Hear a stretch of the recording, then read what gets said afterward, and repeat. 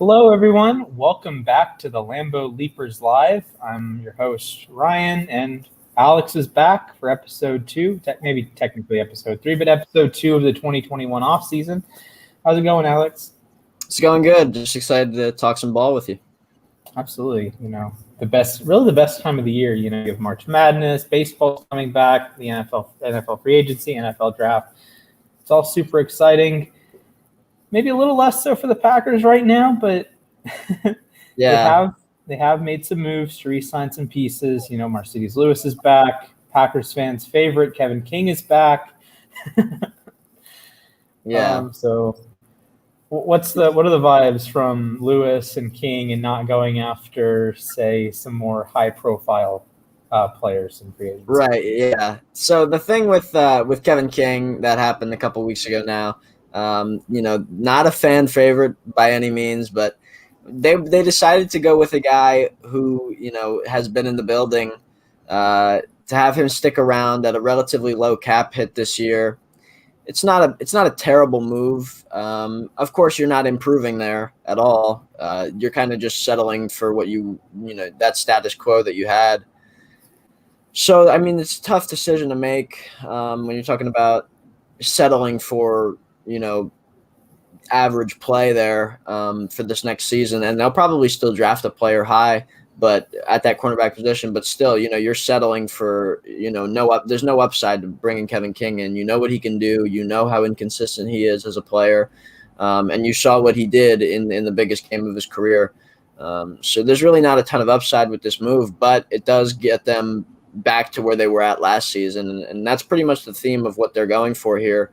With who they brought back, they're just trying to they're going to run it back. Basically, they're going to try to get all these guys that were on the team last year back in the fold and just give it another shot, because they really, really feel like that they can get back to the Super Bowl and win it with those guys. With Kevin King, with these other guys as well. So they're going for a second shot at this thing, really a third shot, because this has been pretty much the same team 3 years in a row now. We're going to have they're relying on draft picks to add talent to the roster, and they're also relying on internal improvements, as well as the coaching change with Joe Barry replacing Mike Pettin. So those are the things that they're trying to do to improve, as opposed to overpaying for free agents. And we'll see if it works out. It's the Packer way. They've been doing it like this for so long, and no fans are really ever happy in March, during the offseason, but usually they're happy during January, and then get disappointed in late January. So that's how it goes. We'll see if that can change this year.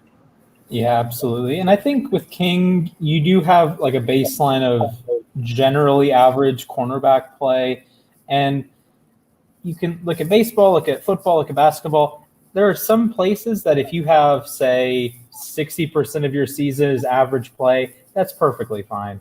While he has the high-profile mistakes in the NFC title game, I don't think he's like the worst cornerback in the league. And at the very least, if you're number 2 behind Jerry Alexander, of course, and you're going to load up in the draft, and I'm currently blanking on the rest of your cornerback room, but if he's your number 2 or 3 corner, I don't think it's the end of the world. You obviously would prefer to have someone better, but if his baseline is average play, 57 or 55 PFF grade, if he can even get back to his 2019 form, which was 62.5, you're going to have okay cornerback play, and then you have a superstar, Jair Alexander. You're loaded at safety with Amos and Savage. The pass rushers speak for themselves. Rashawn Gary was absolutely unblockable by the end of the season. And again, if Kevin King's your worst player, okay, so be it. It's like I did some research on the 2014 Packers, right? And historically the worst player on that offense was Brian Bulaga. Like, Brian Bulaga is a perfectly fine tackle. If he's your worst player, you have a pretty doggone good team, Yeah. And I think the Packers have at least something going for them. King is helpful in run defense. He's not very good in coverage, but there are worse players, and he's at least deserving of being on the field sometimes. He's serviceable, right? Yeah, he's serviceable. Not a short tackler. because his technique gets sloppy at times, just diving into ball carriers, excuse me. So there's, he has issues tackling, but, he can cover a guy at times, especially some of those longer type guys, not the quicker ones. Those guys where he can use his physicality to his advantage, his length. He's rangy, he's got a good eye for the ball as well, but it seems like everything kind of fell apart in that game against Tampa Bay, where they just, it was the first time where you saw a team really pick on Green Bay's defensive backs. With Tom Brady, he's a surgical quarterback, one of those types like Aaron Rodgers, who will notice a mismatch and just take advantage of it. That football intelligence, that football IQ is so prevalent there with Rodgers, with Brady and others, Drew Brees being another one. And they're able to kind of take advantage of a guy who really hasn't been, exploited all year. And Kevin, for the most part, was fine this year. He wasn't great at all, but he was never exposed. The same goes for Chandon Sullivan, who was just exposed as well. Both of those guys were clear liabilities. So when you put that together, you just have this situation where now King is back, Chandon Sullivan is back, and can they really, expect to go into a playoff game against Tampa Bay again next year? And have the same, thing go down? That's probably what's going to happen. They're going to have to look to find a way to improve at that cornerback spot. And I think if they go out and pick a corner in round one, they'll have a good shot. By the time the playoffs come around, they'll have a good shot to get that player up to speed enough to the point where maybe he can take over one of those two spots and kind of ease the pain there. Absolutely. And we saw last year that especially in your division, cornerbacks have a weird adjustment to the NFL. Jeff Okudah was as good of a cornerback prospect as I've ever scouted. The NFL loved him. His technique was flawless at Ohio State. And he kind of underwhelmed, kind of sucked at points this year for Detroit. Or you have Cameron Dantzler, who 1 week was perhaps the worst cornerback in football, and then 2 weeks later is defensive player of the week caliber, like locked down. And cornerback is a very volatile spot. I'm sure there are folks out there that expect Jair Alexander to come back to earth. I'm not one of those folks. I think he's going to be an all-pro for the foreseeable future. But regardless, cornerback's a volatile spot. If you just get a good couple weeks out of a guy, that can be helpful. And, of course, with the 29th pick in the draft, Green Bay is going to be looking potentially at offensive line, potentially at corner, because there are some good corners. And if, say, Caleb Farley, who's had some injury concerns, could drop out of the top 10, 12, 15 range. Caleb Farley in Green Bay, I don't see it happening, but Caleb Farley would be a nice get for Green Bay. Or you look at Asante Samuel. I've seen him in tons of mocks going to Green Bay, and I think he's a versatile player, can do a lot of things for your defense. And if he's starting as your number 3 corner, and then by the end of the season he's your number 2, I think that'd be a great situation for Green Bay to be in. Right, and the one thing with the cornerback position is they're very selective when it comes to those guys, specifically with regards to height. They never like to have guys under that 6-foot benchmark, and they kind of changed the pace with that. Selecting Jair Alexander, of course, because of his, he just has a plethora of things that you kind of look over. You're willing to look over the fact that he's not above that 6-foot mark. His physicality, his speed, all those things, his athleticism, quickness, agility, you put it all together and you've got a guy who can, he'll compensate for that height deficit a lot of the times. He's shut down guys like Mike Evans and others, Michael Thomas, who will tower over him. Jair has a lot of success because he's so physical and such a good cover corner, especially man-to-man. So when you put I'm a little concerned with the idea of maybe putting a guy under 6 foot next to Jair, but maybe not me personally, but I'm not sure the front office and the coaching staff would be interested in having 2 guys under the 6-foot mark, especially on the outside when you face guys like Mike Evans and others on a consistent basis who are going to tower over anybody below that 6-foot mark. So there is a scenario where maybe they go and decide, listen, we're not gonna take that flyer on Asante Samuel Jr. because he's at that 5'10" mark, even though he is comparable to Jair Alexander in the fact that his physical abilities can maybe overcompensate for what maybe he lacks in height. But at the same time, they'll probably look towards maybe somebody a little different, more like a Kevin King type player, where the length, the physicality, and he still has that speed, but he's got that height as well. When you put all that together, then that gives them kind of like a nice complement for Jair. And I think that's probably what they'll look for more so than another speed guy. Awesome. I think maybe a Tyson Campbell. I know he's Right. 6'1". You could look at him at the end of the first, maybe a trade down. I know Eric Stokes is hyper athletic. He's also 6'1". Fast, right. He ran pro day 40 time whatever. Yeah. But he when he was in college or when he was in high school, like a 10.4 100-meter dash, that is elite speed on the football field. Right. And I think Green Bay has a lot of places they could go. They could even trade down, pick up some later dart throws, whether that's for offensive linemen later. But I think Green Bay's in a solid position. They don't. I don't think they have like a overly pressing need at, say, tackle, while a lot of teams in that area do. Say Jacksonville, Kansas City, Baltimore potentially. A lot of teams just desperately need something. The Packers have a well enough rounded team that while you do kind of need a wide receiver, kind of need a corner, you're in a position that you can take best player available at 29 or trade down and say grab 2 top 50 prospects with like an early second round pick, maybe later second round pick, and then your pick in the 60s. That's a very good position to be in. Right, because what they do is they always make sure that they can get that best player available. They never want to, back themselves into a corner and have to select a cornerback in the first round. And that's why they brought Kevin King back. And that's why they've also brought Aaron Jones back in the fold, because then they don't go into this season saying, okay, we have to sign a free agent running back. So they've checked all these boxes for the most part and left no major needs really by bringing guys back, including, they just brought back Tyler Lancaster, who is a very below average player, not a solution by any means, but he will be now in the fold. So now they don't have to go and say, okay, we need to draft a defensive lineman in the first round. I mean, they're just not going to go and do that now. They'll find the best player that fits their needs, that can help them win now, to compensate for the fact that they completely went towards the future with last year's draft. They took obviously quarterback, didn't play a snap, didn't even suit up for a game. Then they took a running back who, yes, he had an impact later in the season, but wasn't a guy that was going to have a huge contribution last year. Mm-hmm. They took a fullback, H-back, tight end type player who got injured very early in the season, and he would have played probably the most of those three guys, but really he got hurt, and that obviously didn't help us. Then the next pick they had was Kamal Martin, he had probably the biggest impact out of those rookies in that inside linebacker tandem with undrafted kid Chris Barnes. So really didn't add anybody to help you win in that last year's draft. So I think they'll probably lean towards more guys that can not only be future pieces, but like they've done in the past, selecting 2 cornerbacks, Jair and Josh Jackson. I think they'll Rashawn Gary as well to help the edge need just 3 years ago.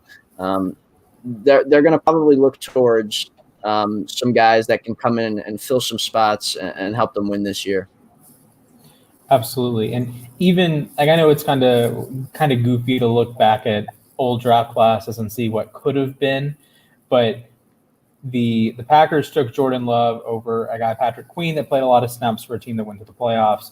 Clyde Edwards-Helaire had impactful snaps. T. Higgins was excellent for Cincinnati. Michael Pittman had flashes. Your division rival Lions took DeAndre Swift, who had some really strong games down the stretch. Jonathan Taylor, Laviska Shenault, and even A.J. Dillon was taken over Jeremy Chin, who was in Defensive Rookie of the Year consideration late in the season, or Antonio Gibson. So it's tough to kind of like look at some drafts, because the Packers weren't really drafting for 2020. They were drafting for 2022, 2023, and of course with Aaron Rodgers just remembering, oh yeah, I'm probably the greatest quarterback to ever play the position. Right. So he figures that out. So now you're really drafting for 2024 kind of. And it's so while Green Bay, I didn't love the draft at the time, although I did like the Jordan Love pick. I think that's a draft that 2 or 3 years down the line, you're going to steadily see some growth there. When Dillon's on the field, he's a beast. Right. Jordan Love, I think he's going to be a special player eventually, but it's just a matter of when, right? Yeah, whether it's, Green Bay, whether it's, another place. I mean, we don't really know exactly what's going to unfold there. Mhm. One of those guys is going to have to go eventually. Rodgers or Love. And if Rodgers keeps playing like this, he might force the hand of the GM.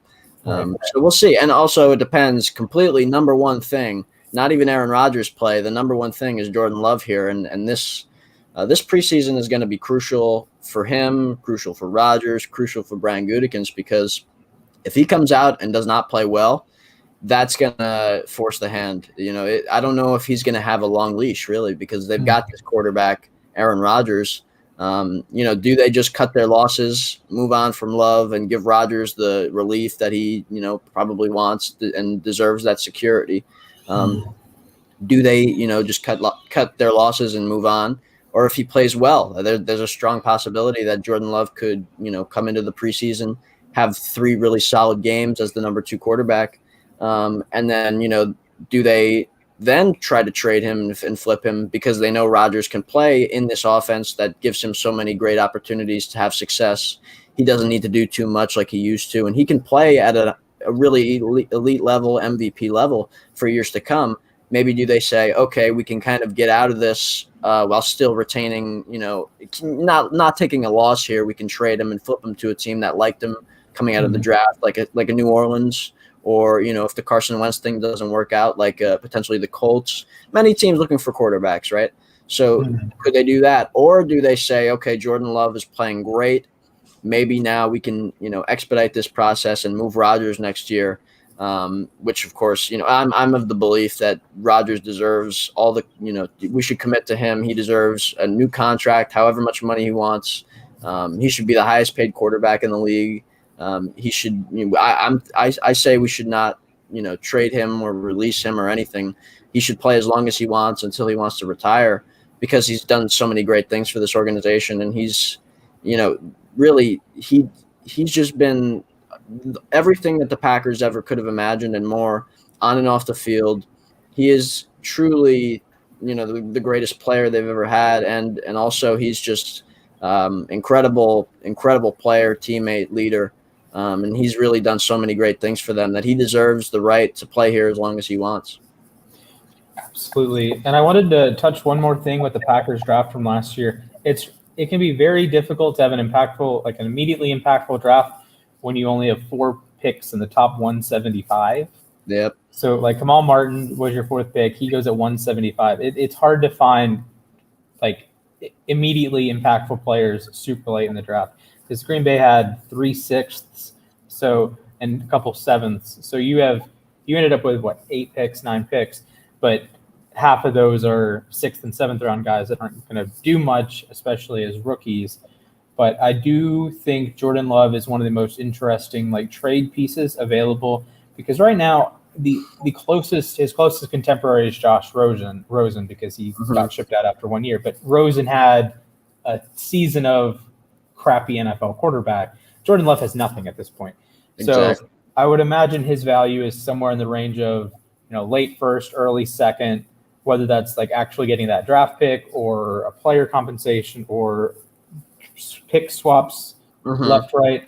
But Love's going to have a set value now. And depending on how he plays in camp, the Packers will say, let's say he balls out in camp. So the Packers might say, we're not going to trade him unless we get a top 15 pick. Right. But if he sucks in camp, the Packers might think, hey, let's try to push the envelope here. Let's try to get a first, try to get a second, because we don't really value him as a second, but we need to flip him before he screws up. Or I know a couple of years ago, Kerry Vedvik, the Baltimore's backup kicker, had a crazy good preseason. Baltimore flipped him immediately, and then he started missing kicks with Minnesota and the Jets. So, I think the Packers need to be in tune with what Love can do, whether that's as the starting quarterback moving forward, or as a piece that they need to trade because he sucks, or a piece that they need to be overwhelmed need to be overwhelmed in order to flip. Right. Yeah. It's about where they're looking to, where they value him, especially, as maybe they're realizing, what kind of patience do they have for this player to develop? That's the question. They're really, it seems like they're leaving their options open by not doing anything to Rodgers' contract as of right now. So if they're trying to leave their options open, it means that they're willing to be patient, at least on Jordan Love, and less patient on Aaron Rodgers, it sounds like. So we'll see, though. I mean, if Love doesn't play good, are they going to be willing to say, okay, let's wait another year? Or are they going to try to cut their losses like we just talked about? So it's going to be interesting because it is, especially in this day and age, in this league, nobody's really letting quarterbacks sit anymore. The last instance of even just 1 year of sitting for a top, a lottery type pick quarterback was Patrick Mahomes with Alex Smith. Mm-hmm. That was really the last instance of a sitting quarterback. Other than that, I mean, teams just don't do it anymore. You pick a guy in the top 10 or you pick a guy you really like, they play.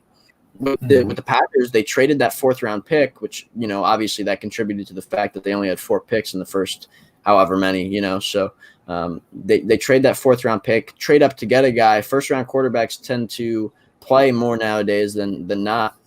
So the Packers now have let him sit 1 year. This will be the 2nd year that he's not going to play a snap in all likelihood, apart from kneel downs, things of that nature, garbage time stuff. How many seasons is Green Bay willing to wait? How patient will they be? How patient will Jordan Love be? And how patient will Aaron Rodgers be as he navigates the waters of a guy behind him who wants to play a team who selected a quarterback while he goes out and wins the MVP? It's the largest puzzle in all of sports today is the Packers quarterback situation. Absolutely. And at a certain point, when you start drafting quarterbacks, you have to worry about like ego and such. This is one of the things the Eagles had to deal with Wentz and Hurts, because you have 2 alpha personalities that both want to be the most loved guy in the locker room, essentially. So if you have, say, Rodgers has his guys and Love has his guys that we don't see behind the scenes, that you don't really want a schism in the locker room. So you want everyone on Rodgers' side. And then when you have a backup, then you don't want guys in the locker room, well, Tim Boyle might be better than Aaron Rodgers. You don't want that conversation. Like, obviously, you need a backup quarterback for some capacity, but you want like the alpha to be the alpha and then the rest to like kind of fall in line. And if Green Bay comes into a situation that some in the organization want Love to be the starter, some in the organization want Rodgers to be the starter, that's where you start getting really ugly breakups. Kind of like, I guess, with like Favre and Rodgers in 2008, that's not an ideal situation to have Favre retire and then go to the Jets. And it's not an ideal situation to have Aaron Rodgers like sit for 3 years, I guess. But, the Packers got it worked out. They had an opening day starter in 2008 and made the playoffs in 2009. Very successful the last decade. Right. Yeah. I mean, with Rodgers, it's not like, he felt, I think Brian Gutekunst kind of did this probably 3 to 4 years too early with the Love pick, just because number one, it's not like a guy. Apparently, they obviously viewed him very highly. They had him highly rated, but it's not like Rodgers, the number 1 pick, fell in their lap. They traded up to get this kid who a lot of guys, talk to people around the league. This is a player who some had graded as 3rd, 4th round talent. Others had him graded as, among those, those top quarterbacks. But obviously Green Bay was probably one of the only teams that had him ranked as highly as they did, where, they talked about, they didn't think he would even be in that range. Their last 1st round graded player available. So they kind of jumped on it. Well, at this point, it's a different situation. But, in hindsight, of course, now Rodgers, after playing an MVP season that he had, playing so well, now they're in like I mentioned, that situation that's so tough, to the point where now they're in a really difficult spot, and the quarterback they love that they drafted, as well as the guy who, you talk to teammates, nobody wants to see Rodgers move on. David Bakhtiari, Devontae Adams, all these guys are guys. Rodgers loves these guys, and they have all the love in the world for their quarterback. So it would be a extremely difficult move for the team. To move on from Rodgers, just because there would be, that would kind of hurt the locker room in a major way. Obviously, Rodgers is the leader of that locker room, so it would be a chaotic, really just destructive room there. It would be difficult. Yeah, that's something you had to, of course, deal with Favre, and now with Rodgers. And Rodgers is playing at a better level than Favre was. I was like 6, but I've read enough about it. I've watched enough that Rodgers now is perhaps having one of the I would have his 2020 season among the best ever. And Right. I just think it blows anything Favre did out of the water. And that's no shot at Favre. It's just Rodgers is that good at football. And moving into 2021, and you can potentially get a guy in the second round that can be a productive wide receiver too. I don't know if the Packers have any interest in drafting a wide receiver. They seem not to have no interest in drafting wide receivers at times. But this is a loaded draft for wide receiving talent. So if you pick up, say, Amon-Ra St. Brown in the second round, or you pick up Dwayne Eskridge in the second round, who stay away. I want both of them on the Ravens. But if you draft a talented wide receiver, a talented tight end, and you can add another weapon to this, and Rodgers can have another great year and another great year, and at a certain point, you might just push Love out the door, and you're going to have this universally, at least within the locker room, universally loved quarterback still playing at an exceptionally high level. And the Packers are going to be in contention for Super Bowls the next few years. And everyone loves to be a part of a team that can win in the Super Bowl any given year. Even if they don't win it in, say, 2019 or 2020 like they did, they could win it in 2021 and 2022, and I wouldn't be surprised. Oh yeah, I mean, with the situation, you've got the draft pick, obviously, and now they're looking to improve from the draft, basically, and that's Rodgers is going to have to hope that they do take a receiver of some kind and kind of fill some of these needs. That's what he was hoping for last year when they took a quarterback instead.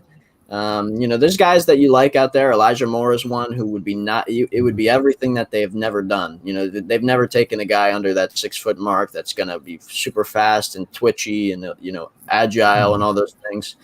They've really never done that. The last guy that they took that was under that 6 foot mark and had some of those similar skill sets was Randall Cobb so many years ago now. So, that would be the thing. And then back to, with Aaron, Rodgers never has talked about retirement. He's talked about playing till he's 45, just like Brady. I mean, Favre was, almost out the door. He had a foot out the door practically when they drafted Aaron Rodgers. And think about the way that the fan base kind of blew up in response to that pick.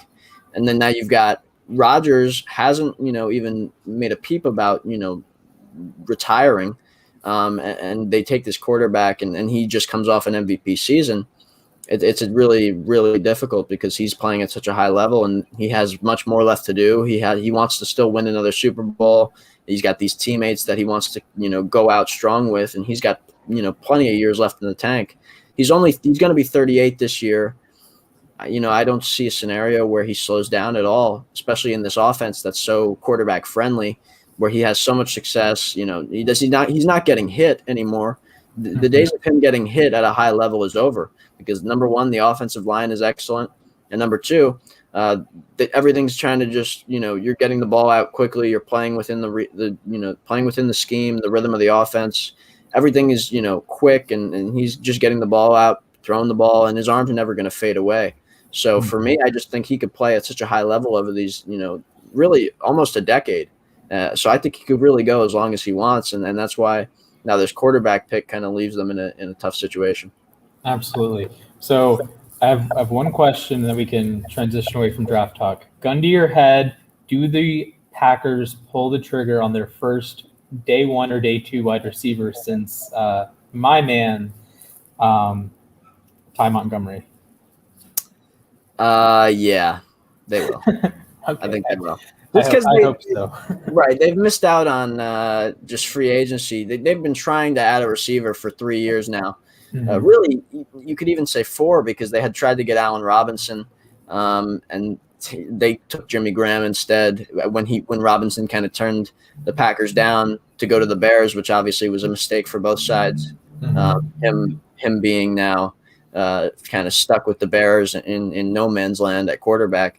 I'm sure he probably regrets that decision. But now you're talking about this is like the 4th year in a row where they haven't added somebody to kind of pair with Davante Adams. And I think, I wouldn't be surprised if it was the first round, but I also think there's guys that they like in a really deep class here that you could see them target a second round receiver. And my guess is that they go second or third round with a receiver, although I'd like to see Elijah Moore in the first round as that, people compare him to Tyreek Hill.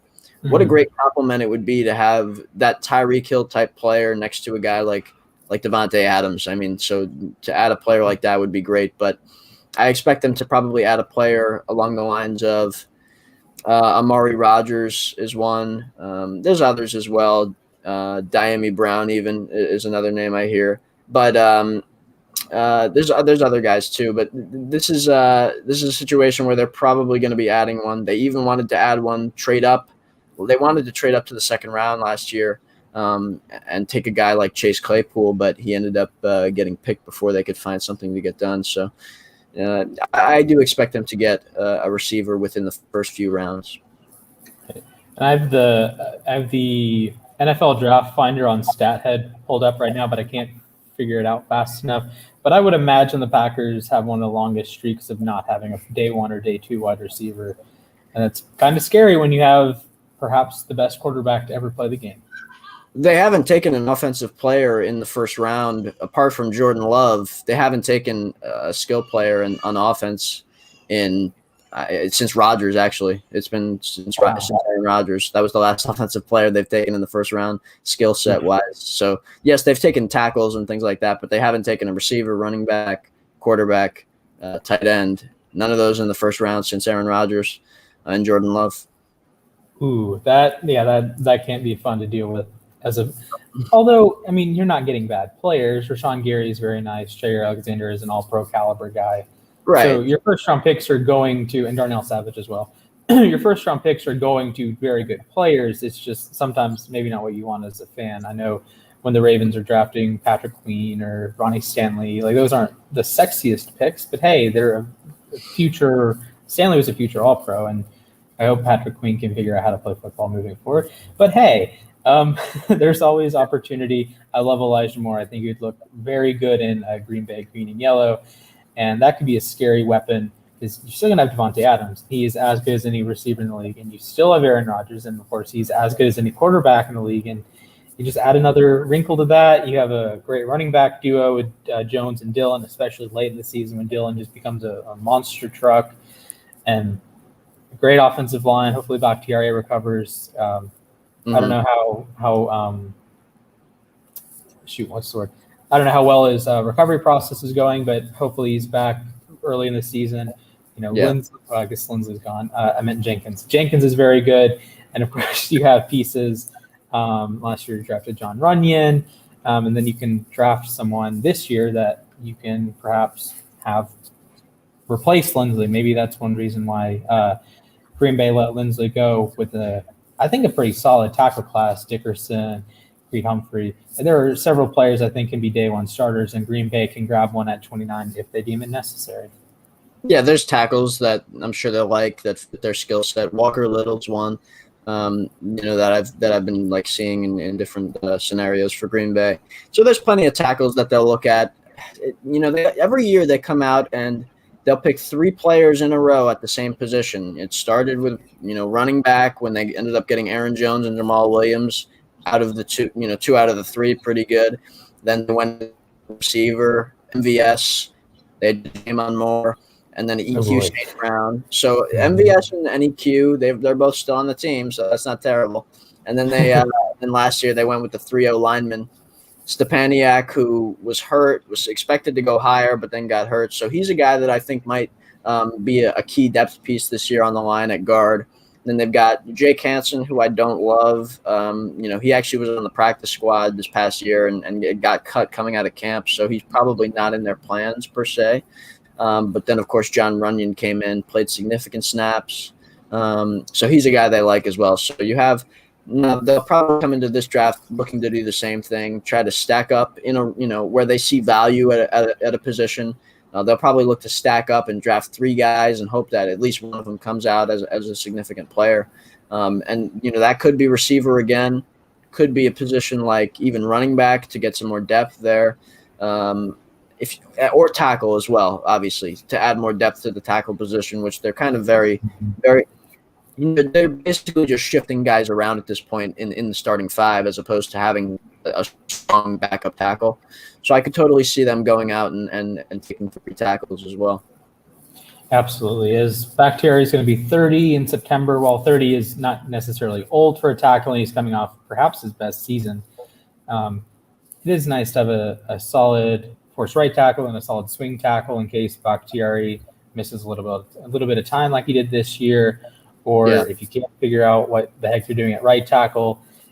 Tackle room is one of the most important positions you can have good players at, and you have one of the best in Bakhtiari, and you need a number 2. And there's tons of great tackles in this class. You could probably slide down 15 spots and get a guy that in most classes is a first-round pick at tackle. Like the guy from North Dakota State, Raduns, would be a top 3 tackle in every draft class, but this year he's going to be a mid-second round pick. Or Cosme is a wonderful tackle out of Texas.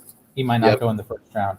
And it's scary that you can have that sort of value, and then when you factor in teams like trading up for quarterbacks, trading up for wide receivers, trading up for edge, stuff like that, you could get, like, say, Mac Jones goes a little bit higher than you expect. You could get like Tevin Jenkins, who I think is an otherworldly force at right tackle. You could get him at 29.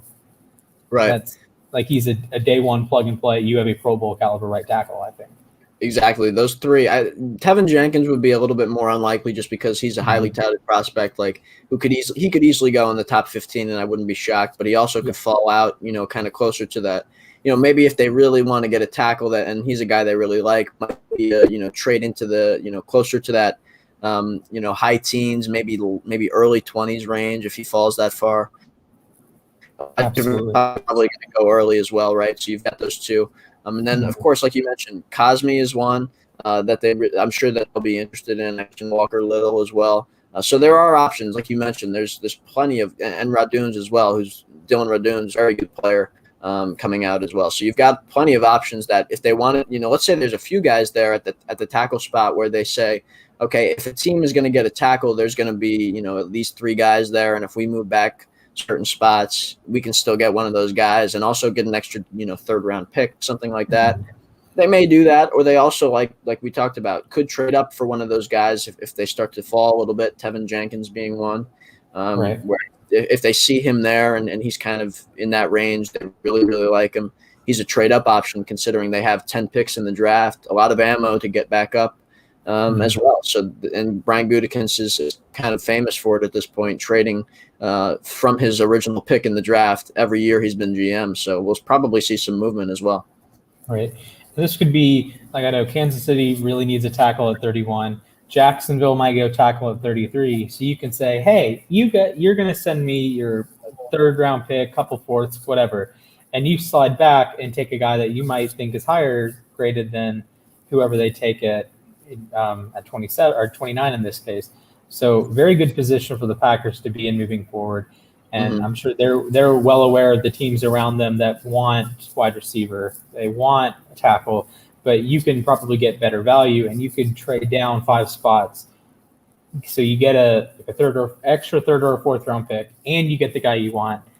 If you catch wind that, say, Kansas City doesn't like Sam Cosme, but you might love Sam Cosme. So you want Cosme at 31, and you make Kansas City pay a premium to pick your favorite tackle, right? Or second favorite tackle. So exciting time to be a Packers fan, right?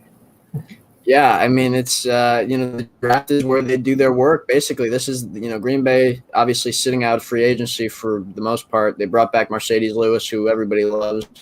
That was the price. Everybody wanted that. Rodgers, that's a move that makes Rodgers happy, of course, as well. So that's a great move. And they've got really, when you think about it, this is where they're going to do their work. This is where they really get the job done. This front office, they rely on the draft for everything, for development, for future. And this team has been going to the future and planning for the future.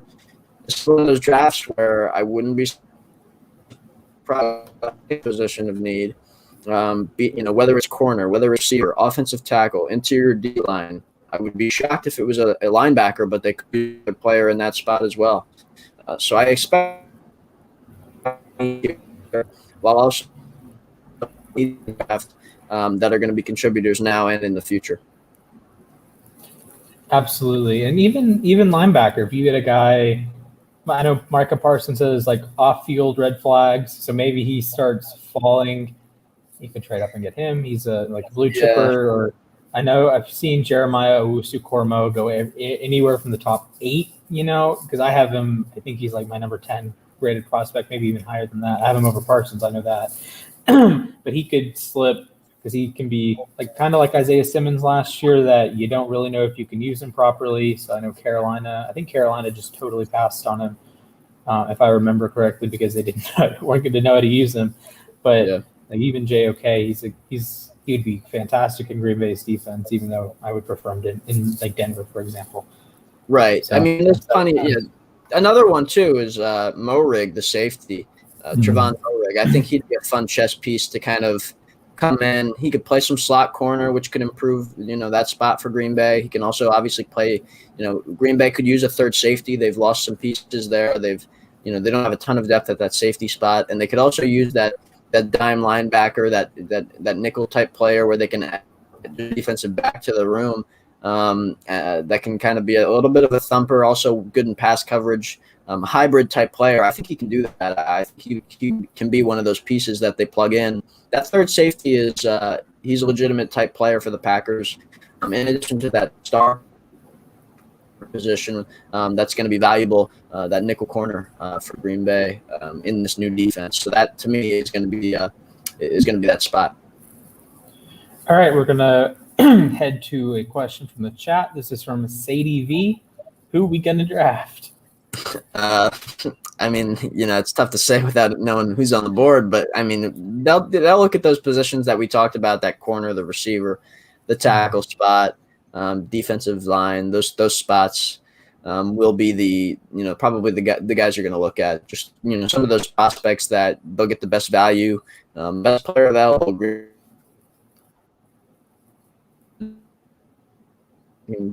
Kind of fill. Okay, so if you had to bang the table for one prospect in this draft, and you said if Green Bay can get him, it's an A+. Who is that one player in the draft? Within logic, within not Penei Sewell, not Trevor Lawrence, not Kyle. Oh my goodness, Kyle Pitts and Aaron Rodgers. That should be illegal. I don't even want to think about that. Yeah, and also I definitely don't. I would be fine if we didn't take Trevor Lawrence. That's for sure. Not like we need another quarterback in this mess, but the one guy I keep talking about is Greg Newsom. Greg Newsom for me he's so raw. He's got a ton of talent though, and he's got all those tools that Green Bay loves. The length in a corner. He's 6'2". He's got the length, athleticism. He runs a good 40. So he's a guy that I think Green Bay is going to really like. To me, and yes, he has some injury concerns, but I think that's what's making him kind of even be in that conversation for Green Bay. Otherwise, he would be probably getting picked in that top 20 range, not even close to where Green Bay's at. So for me, I think he's a type of win now draft pick, and then it's kind of weird to say, but he's a player I really really like, and I think he'd be a really fun piece to add in. Even challenge for that number 2 spot. I'd really be excited to see him come to Green Bay. I think. Yeah, I love Newsom's film. He had some tremendous games at Northwestern. Even his off day when he wasn't shutting down wide receivers to 0 catches, 0 yards, 0 touchdowns, he was playing some very strong competition in the Big Ten. Even in the COVID season, you're still going up against a lot of 3-star, 4-star, 5-star recruits. Put on his film against Ohio State. It's pretty solid. Yep. Put on his film against any team in the Big Ten. These are Power 5 teams, not any scrubs. Even Indiana was really good this year. Newsom pops. He has the fluidity to play at corner, and he's a really scary proposition. If you throw him with Jair Alexander, you might have 2 Pro Bowl guys for the next 5 years. And I mean, as soon as Newsom plays, I might consider that the best secondary or best corner duo in the NFL. And when you throw in Adrian Amos into Darnell Savage, you're not talking about a solid secondary, a good set. You're talking about the best secondary in the NFL potentially. That's up there with the revolving door of the Chargers, Baltimore, generally Pittsburgh, New England. You're in that upper echelon of any given week. You might have the best secondary in the NFL. Yeah, I think that's really what I've been saying. Like, if they're going to improve anywhere this offseason to try to, make the team better, I think the best way they can do that is adding a premier cornerback to pair with Jair Alexander. If they're going to make one move, I've been saying it all offseason, add a cornerback to, cover one of the holes that was exploited in the NFC Championship game, add a player at one of the most valuable positions in the league. If you can go from average to elite at one spot, it's that number 2 corner. And that's make your defense, that can jump your defense from just outside the top 10, top 15 even. That can jump your defense to the top 5. That can jump your secondary from, a top 10 secondary to number 1 in the league, like you just mentioned. You've got all-pro Jair. Adrian Amos received an all-pro vote. Darnell Savage is a budding star in this league. And if you add a young corner that's Alexander did and have an impact away, you're talking about a good secondary with a guy like Kevin King. Even if he doesn't, I'm sure he'll start for the most part. But even if he was to sit behind a young corner, just be a good depth piece that Jair and Kevin have been a duo for a long time, and they've had some success as well. So I think if you just improve the secondary by adding an elite corner, that is what's going to make Green Bay take the next step. Absolutely, and so thank you for coming on. It was another great show. Viewers, make sure you like that stream. Make sure you subscribe to the channel. Check out Lambeau Leapers on Instagram. I think I have actually, no, I don't have the banner ready, but make sure you follow him on Instagram like I did today. And like the U Stadium, or like the stream, subscribe to the U Stadium YouTube. We're back every Wednesday at 6 p.m. Going to have some draft talk moving forward. It's an exciting time to be an NFL fan, and really any sports fan, but particularly the NFL. We get a glimpse of the future in a couple weeks, and that's going to be very exciting. So thank you for coming on, Alex. And will be any final words? Yeah, definitely. Thanks for obviously stream again. Fun to talk to you about some ball here. And it'll be looking forward to these next few weeks. We're going to be discussing the draft and things of that nature. So thanks again, everybody, for listening. Go Pack, go. All right. And with that,